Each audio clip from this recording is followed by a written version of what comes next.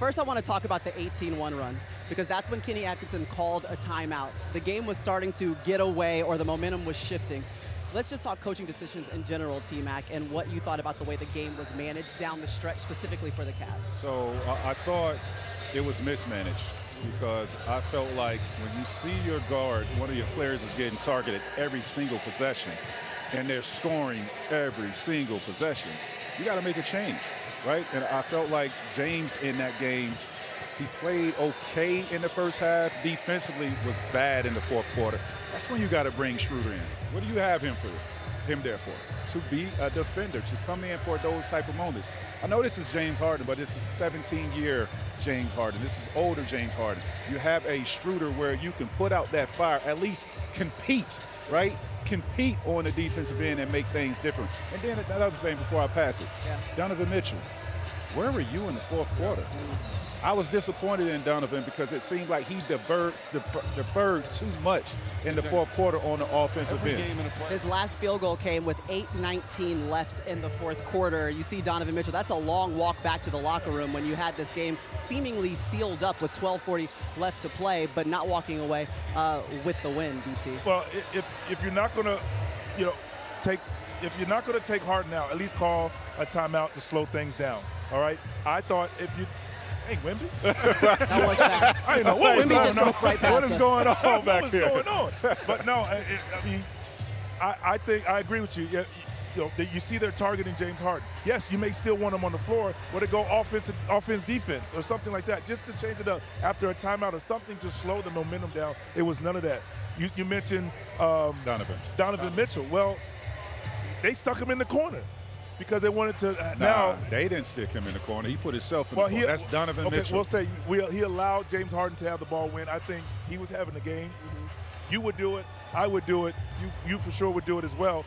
Give me the ball, because it's crunch time. This is what you pay him for, to be the closer. And when you see things going left, your star players should get the ball. Yeah, they're double teaming me. Let me make the play right now. I also thought Coach Kenny Atkinson, he trusted James too much yesterday. And there's nothing wrong with trusting James. This is why you brought James over here, to handle situations, to get through situations like this.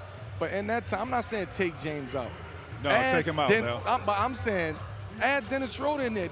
James can match up with those other wings that the New York Knicks He was guarding had. Cat at one point. Right, so now you bring Schroeder and let Schroeder, be a pest. Let Schroeder guard JB. Now James can figure out how to be effective on the defensive end as opposed to being on ball and them headhunting him. And now you come back on the offensive end, and now you feel confident of making plays and doing something for your team. Yesterday, his confidence looked like it was shot because of the spotlight was so bright on James yesterday in a one-on-one situation. That's hard to deal with a situation like that when you thinking, what should you do, what I shouldn't do. I'm dealing with one of the best guards and the best closers in this game who dwells on one-on-one situations. So I have to take that challenge. Another component to that. Now, I can say this. Y'all were great scorers. I played some defense. I didn't play no defense. We took the challenge. I'm taking the challenge. But in all seriousness, whoever the primary defender is, I think that was D right? You got to get over the screen. Oh, big time. Well, big you time. see what I'm saying? You got to fight. Conceded. You're right. They conceded to the fight switch over the screen. Especially when you see that going bad. All that, letting James switch on Jalen Brunson in the crunch. No, you fight over the screen, right? Fight over the screen. You play that defense and get back. Let James get back. Don't just easily switch and have James get on Brunson, and you see what the results was. Yeah. Like if you were the primary defender, it's crunch time. You fight over that screen and you play defense. Well, Mike Brown, all he did was say Tuga play that game because this is James' formula right here. This is James. He headhunt guys on defense, and he tried to attack him, get him in foul trouble, get to his bag. The roles is reversed right now, so now the adjustment from Cleveland, we going to see what type of adjustments they make because the Knicks, they one up right now, and they got an opportunity to see some loopholes in Cleveland's defense right now, and we're going to see what happens. But if I am Cleveland, I am confident. Yes, of course. On how we approach game two. I am confident in that. 22, we up 22. Right, 22. Yeah, you came out really, really strong, but you guys kept mentioning it with the Harden and the JB matchup.